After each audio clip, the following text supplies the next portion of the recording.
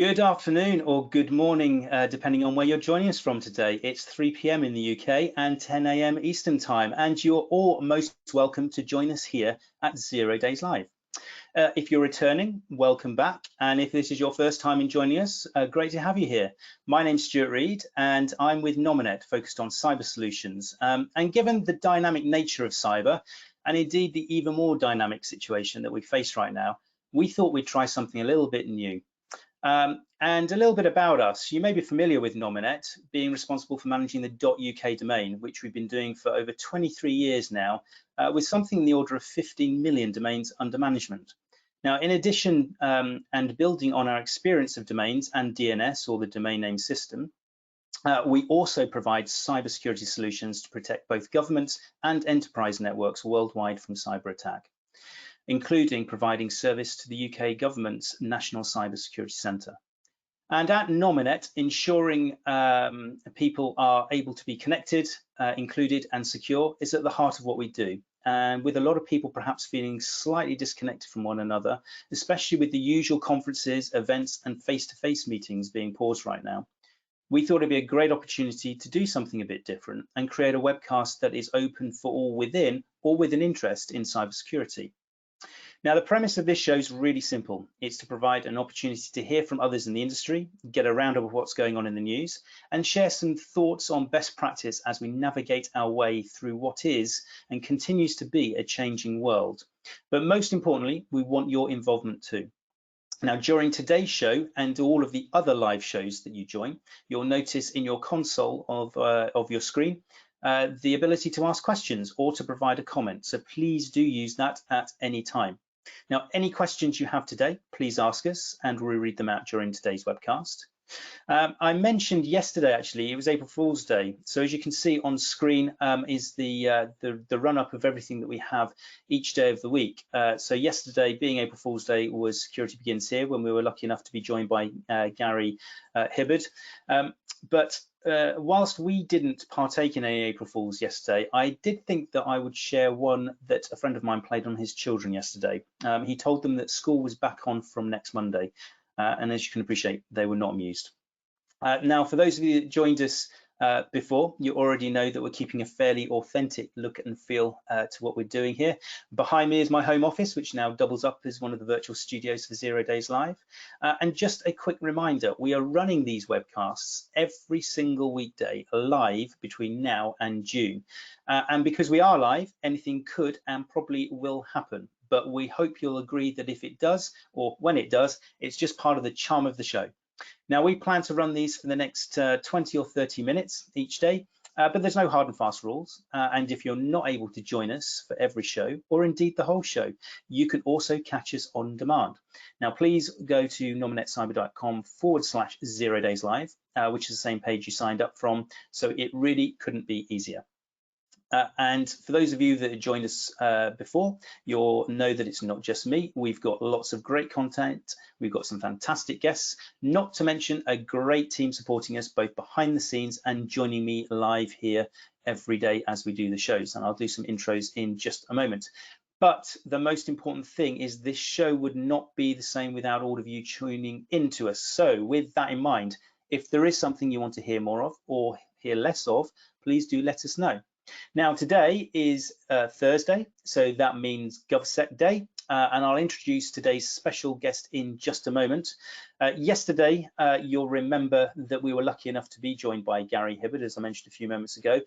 He was director at Cyberfort, and we discussed all things cloud security. It was a great conversation, so much so that Gary will be returning in a few weeks' time to talk a bit more about the types of standards and legislations organizations should be keeping front of mind when they're selecting cloud services. But more on that as we get nearer the time. Before we get into today's discussion, those who joined previously will remember that I kicked things off with my pet peeve of the last week or so. I've got another new one today. Yesterday, you may remember I talked about internet going on a go slow just when you needed it most and how that was impacting my ability to binge watch the Great British Bake Off. Today, I've got a different one. So even though I'm not commuting anywhere or going out anywhere near as much as I used to, I still seem to have amassed the same amount of washing to do. How is that? Don't know, but that's my pet peeve for today. Steve, what's with you and your pet peeves? Yeah, so I've got a new pet peeve today as well. My new pet peeve is hair dye. Now, as you can see, it's not for myself. This isn't artificial, but one of my stepdaughters ordered some hair dye. It came in probably some fairly inappropriate casing for the type of hair dye that it was. So when it was dropped all over the kitchen floor, it made an awful lot of a mess, and even more of a mess when it was used in the bathroom to actually dye the hair. So that's my pet peeve today. Just ban it. Should just get rid of it. It's not worth the hassle. Okay, and it can't go without mentioning, actually, Steve, your attire today.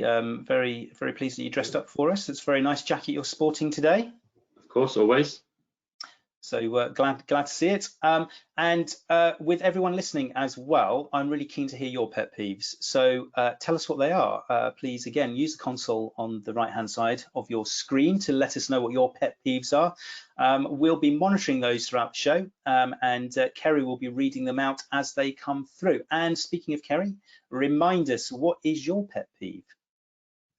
Thank you, Stuart. Yeah, so today my pet peeve is actually user error. Specifically my user error when it comes to balsamic vinegar. So I was making my lunch, a nice chicken salad, and I've made a nice little balsamic dressing to go on the chicken salad, but overestimated the amount of vinegar that was required and basically ended up eating pickled chicken. There's a lesson in there, I am sure, for us all. Thank you, Kerry. So let's move on to today's discussion. We are lucky enough to be joined today live by Simon Staffell, who is Director of Government and Defence here at Nominet. So hi there, Simon. A very warm welcome to the show. How are you doing? Hi, Stuart. I'm well, thank you. Excellent. So obviously we've got a lot of questions to ask you today, but perhaps the burning question that we have straight off is your pet peeves from the last week or so. My pet peeve as of about 48 hours ago is webcams, because I was trying to buy one, and apparently along with toilet roll and pasta, the other thing that the country has stocked up on is webcams. So it's impossible to buy one anywhere in any high street store if anyone was tempted to try. So if it were not for that pet peeve, you'd be seeing me in glorious 4K HD right now. But well, we're grateful to have you in whatever dimension we can get right now, Simon, and looking forward to our conversation. So thank you for joining us. It's probably first worth picking up on a recent blog that you published not so long ago, which I kind of like to dig into a little more detail. It was entitled Cybersecurity State Coordinator Act of 2020, a view from across the pond. Now, I've not heard of this particular act before. What's the legislation all about? So the Cybersecurity State Coordinator Act is a piece of legislation which was introduced into the Senate in January. And obviously it's kind of dropped slightly off the agenda at the moment because of other priorities, but it's still working its way through the legislative process in the US, and so likely eventually it will become law in the US. It was introduced by Senator Maggie Hassan and a few other senators, and essentially what it's about is it would require, if passed, the director of CISA, the Cybersecurity Infrastructure Agency, currently Chris Krebs, to appoint a cybersecurity coordinator for every state in the US. So essentially that's a person who would personify the need to share information across state and federal in the US. So they would become responsible for coordination of all intelligence sharing between state, federal government, and also for some countermeasures, for preventative measures and countermeasures to do incident response and some operational elements as well. Okay, so sounds like it's pretty comprehensive. You touched on the fact there that it's not been passed yet. Why is the US government looking at implementing this right now? So I suppose the simple answer is it's part of an agenda for governments that goes back over a decade now to share information to tackle cybersecurity alongside other threats. So it's about the fact that given connectivity, ubiquitous connectivity, the speed with which connectivity and innovation can help the adversary to cause threats, states need to try to keep up and share information in the same way in order to respond. So it's one of a number of measures that the US and other governments have put in place over a long period of time. It's a global issue. It's a global challenge, sharing information, of course, on the internet. So in the UK, we've got things like the CISP, the MIST, information sharing platforms. In the US, they've already got ISACs, a number of ISACs, and other information sharing analysis centres. The EU have got their own ISACs. There's a number of other initiatives globally. So it's part of a global challenge to share information better in order to counter adversaries, and it's necessary, I guess, partly because of the complexity of the networks that we're all trying to defend, and recognizing that complexity, but also about the fact that the threats, and we've seen this from our own Nominet analysis, of course, as you'll know better than anyone, that the faster response time is required because the threat getting onto your network is so rapid. So states really need to try to keep up and share information within all of their complex networks incredibly quickly in order to respond. Okay, thank you. And Steve, I always know that you like to ask some questions. So is there anything you want to ask Simon at this stage? Yeah, Simon, what makes it so complex in the States? Obviously, there's different levels of government and different stakeholders over there. Why is this such a complex thing, and why is it taking so long to come into play? So I suppose there's a number of ways to look at that. You can look at that in terms of the aims of what they're trying to achieve. You can look at it in terms of the organisations and the structure of government in the US. So in terms of the aims, it's incredibly complex because, in a sense, you're trying to achieve an oxymoron. You're trying to, on the one hand, say, how does central government take control of this, and how do we get a handle on, from the centre, get people out in their networks across the country and all of these disparate kind of networks to share and do something about it and mitigate risk. But on the other hand, you're trying to say, actually, we want those entities, those actors, to take responsibility for their own risk. So there's a kind of inherent complexity in how do you balance those and trade off between those two apparently contradictory things. And so I think that's at the heart of why this is so challenging and so complex. Organizationally in the US, of course, a huge part of it is around size. The scale of the cybersecurity apparatus at a federal level, from different parts of defense, NSA, DISA, and many other defense agencies, civilian agencies, DHS, CISOs across all of the different federal agencies and departments, before you even move into state and local. And state and local, of course, is also much more complex than what we would be used to in the UK in terms of local authorities, local governments. So I think partly it's around actually the organisational challenges of dealing with those kinds of disparate, large and complex organisations. And we've seen that ourselves in the UK on a different scale, because, as I say, it's not at the same scale as it is in the US. But we've seen with the protected DNS service that we work with NTSC on into the UK public sector, that getting 400 government departments on board onto that service, it is a technical challenge, and there's lots of kind of service elements to that and the technical elements to that, but it's also a huge organisational challenge, and it's a remarkable achievement actually for the government actually to be able to navigate all of the organisational and cultural issues that come with that. So I think that's a big part of that complexity as well. So it's interesting. I mean, it's clear that this bill or legislation, should it be passed, is pretty complex. It's pretty all-encompassing, and by the sounds of it, it's no mean feat. What's the overall aim in terms of what advantages do you think it might be able to bring? And also, I suppose, because it is so complex and it is all-encompassing, what are the risks that could be associated with it as well?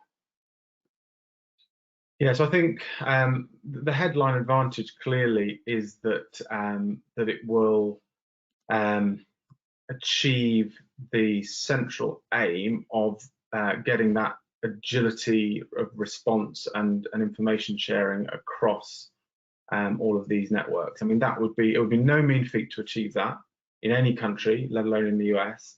But even if you were to go some way towards achieving that and to see some examples of where you've shared information across states and therefore been able to stop, a particular attack happen, whether it's an HFA attack or whatever it is, if you start to see examples of where the state coordinator has put something in place that's meant that the state of Texas has shared something which has gone into another state or into the financial sector or vice versa, and that stops it. Clearly, that's going to be a huge advantage. So there's a huge amount to be praised in the intent here, and it's going to be really interesting to see what happens. I think that I suppose the biggest risk that I can see, the obvious one that it will be really challenging and it might struggle to work. It will be a very costly and challenging initiative, and it will absorb a huge amount of effort to get there. And clearly, there's kind of opportunity costs around that amount of effort. And any effort where essentially you're trying, it kind of goes back to my point about the risk of it being a bit of an oxymoron. You're trying to use a bureaucratic fix to a challenge which is about how do you create agility and innovation and speed. And clearly, you wouldn't tend to want to have to use bureaucracy to do that. So I think the risk is, can you get over the organizational challenges and inertia that are kind of built into that type of response, so that it can succeed. Okay, thank you. So yeah, it sounds like it's trying to achieve a lot, but as you say, it's not been passed through just yet. Be interested to turn it over to the audience if there's any questions from anyone that's tuning in right now. Kerry, what's coming in? Yeah, hi. So we've got a couple of questions. So one from Ellie here saying, who is it that within government that would drive such an initiative? In the US government? I think just governments generally, yeah. Yes, well, so in terms of the legislation, it's driven by whoever sponsors the bill into Congress. In this case, it's as I say, Maggie Hassan and a number of other senators who proposed that bill into the Senate. It will need a parallel bill going through the House, and so they'll need to sponsor it and work its way through. It's already been passed in the Senate. It needs to be passed in the House. So there's that kind of political dimension. In terms of the officials, the main one is the CISA director, so Chris Krebs at the moment, who's the CISA director. So he will be the person who does the appointing of all of those coordinators if it gets passed out into every single state, or his team. But yeah, he takes responsibility for doing it. And what's he trying to achieve by introducing such a bill? So yeah, it's the politicians that are introducing it, and then it will be him that takes responsibility for implementing it. So I suppose what they're trying to achieve is all the things that we've been talking about so far. So trying to create a framework where information will be shared much more rapidly across state and local and into other sectors in a matter of hours, rather than the risk of it taking longer than that and threats getting into networks. So ultimately, it's about preventing attacks getting into government networks. Brilliant. And then we've got one coming in from Jack saying, sort of building on what Stuart was saying earlier around sort of the pitfalls.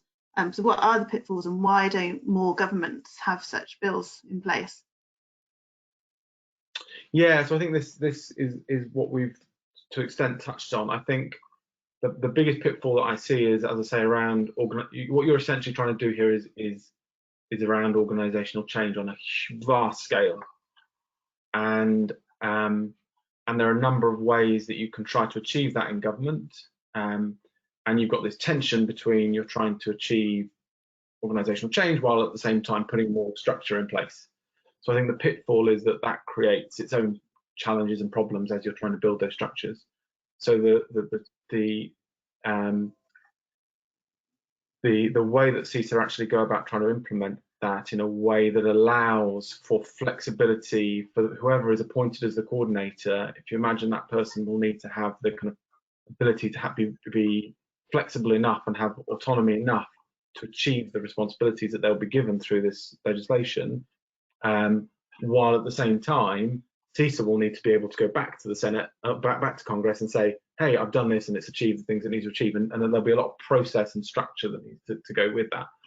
So I think the pitfall is the risk of the bureaucracy, and kind of how you manage and overcome that. Great, thank you. So that's it for the questions. Excellent. Thank you very much, Kerry. And thank you very much, Simon, for joining us live today as well. So I appreciate your time and also your insight onto the subject as well. So thank you very much for that. We're almost at the end of today's webcast, but beforehand, I'll turn back over to Kerry to give us a wash up of today's cyber news. Back to you then, Kerry.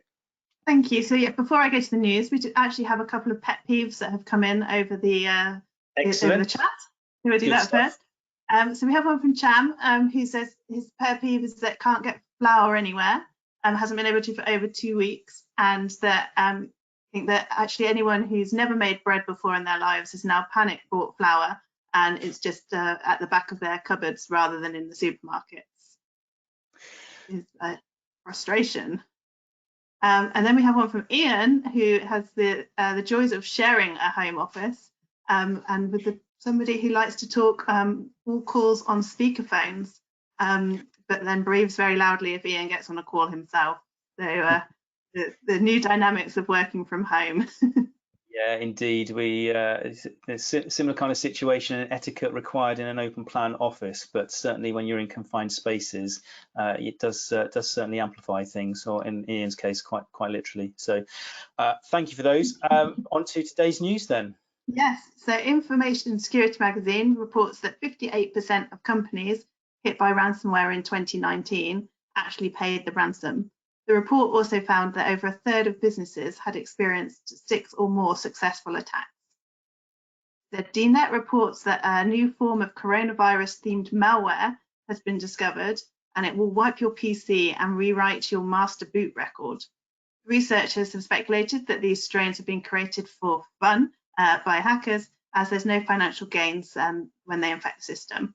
And then finally, Computer Weekly reports on yesterday's Marriott data breach.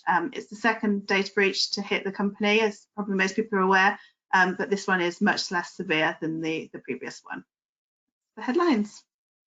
Thanks, Kerry. I guess couple of things to pick up on there really today. I mean, it's ransomware seems to be rearing its head a lot. We've certainly spoken on the subject a number of times here at Nominet over the last year or so. But coming into 2020, there's been a huge amount of ransomware attacks, and it's worrying that the numbers are growing, but it's even more worrying that so many companies are allegedly paying this ransomware as well. For those of you that have seen my my blogs or my interviews on the subject, we definitely wouldn't recommend paying. Ultimately, this is a criminal activity, and cyber attackers are still criminals, and paying the ransom only encourages those further attacks. So it is worrying that there seems to be a growing propensity to pay these ransomware attacks, and also there is no guarantee you get the data back after you paid the money either. Yeah, it's a big deal. And interesting around the data breach again with Marriott. I mean, it's just sad reflection, really, isn't it? It's not alone in being targeted by cyber criminals, and probably not alone in being targeted multiple times as well. It reminds me of the research we did back end of last year that found that 2/3 of those that we spoke to found that if they'd been hit by a data breach in the last 12 months, they weren't particularly confident that they're going to defend against that same type of attack again. And this sadly seems to reinforce that that view that we found there before.